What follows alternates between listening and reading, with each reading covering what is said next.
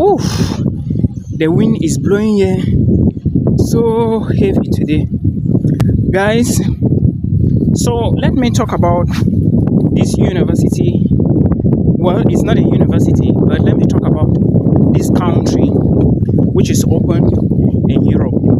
This country is located in Northern Europe, or let me say one of the Nordic countries.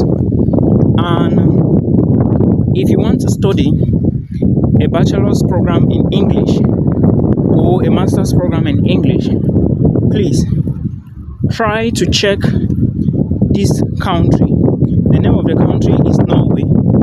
And if you check Norway very well, you are going to notice that they have a lot of universities. I think about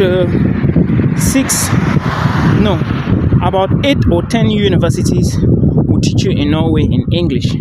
So you should focus your energy now on Norway, okay? But there are two things. Before I even talk about this thing, I will give you a list of some universities to check, because admissions is currently open.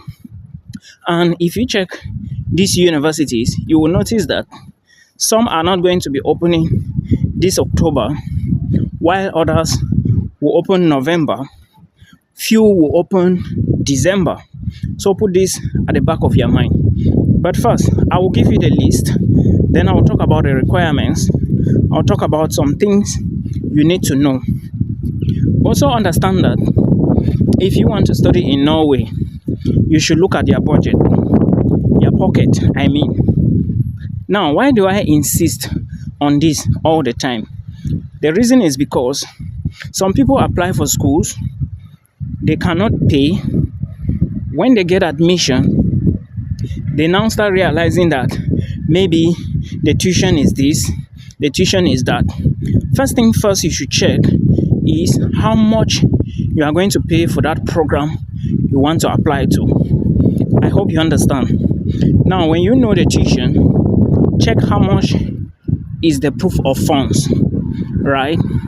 Now, the reason I want you to check the tuition first is because if you do not know the tuition, you may not know how much you need to pay, because remember, Norway is not tuition free anymore.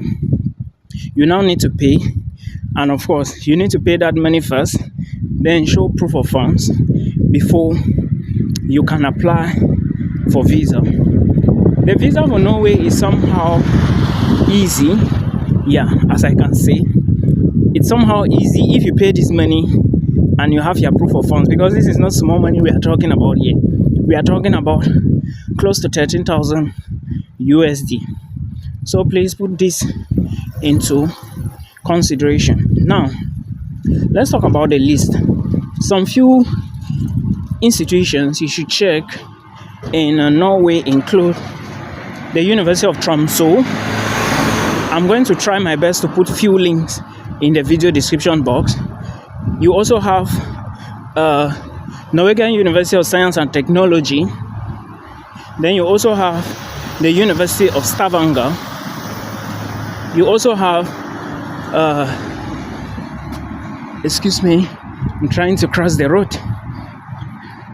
I talked about the University of Stavanger. Then you also have the Norwegian University of Science and Technology. I mentioned that. Then you also have Eastern University of Norway. Then the University of Bergen. There are so many of them. So please check it out.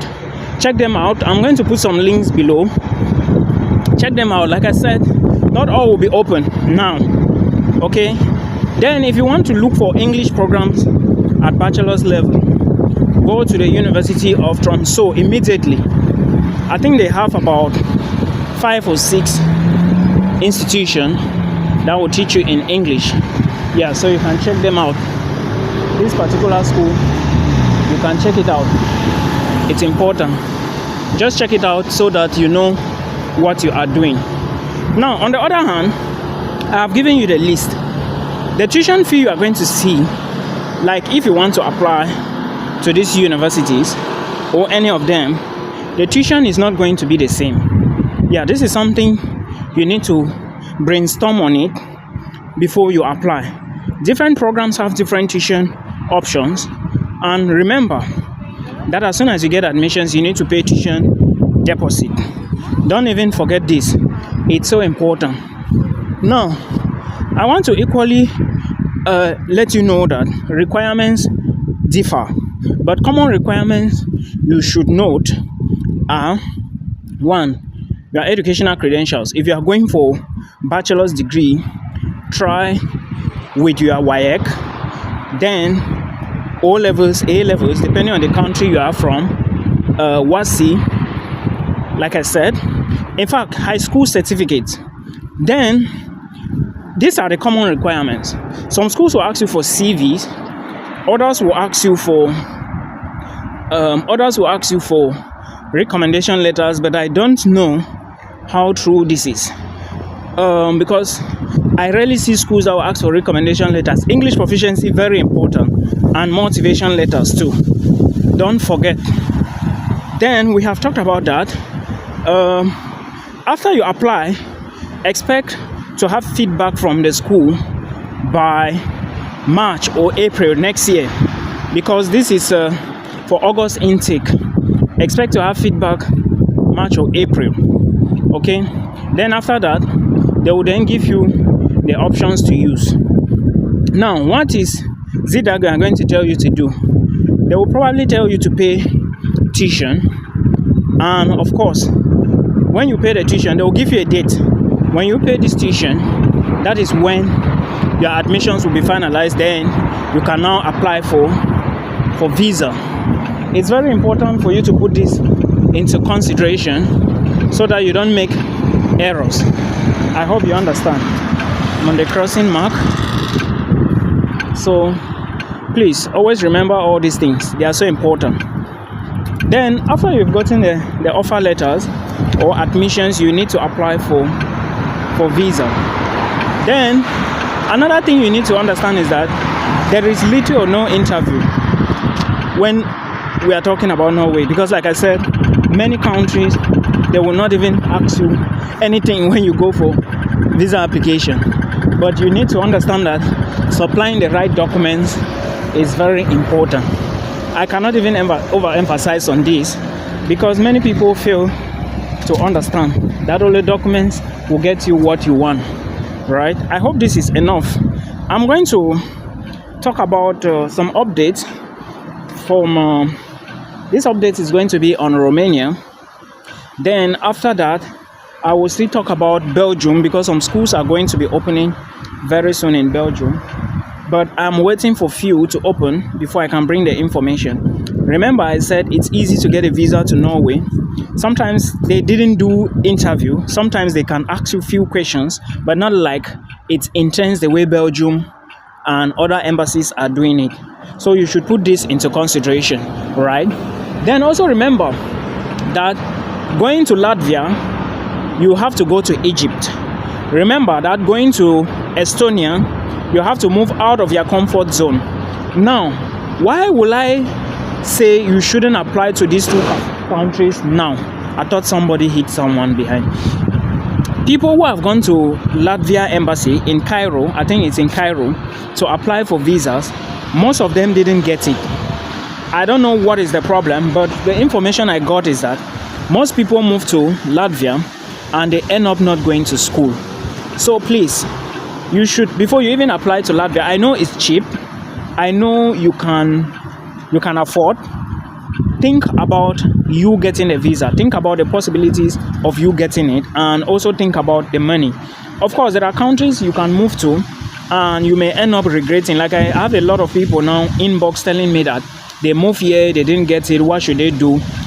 Please, before you risk going to any country to apply, look at the acceptance rate, look at the possibilities of you actually getting the visa.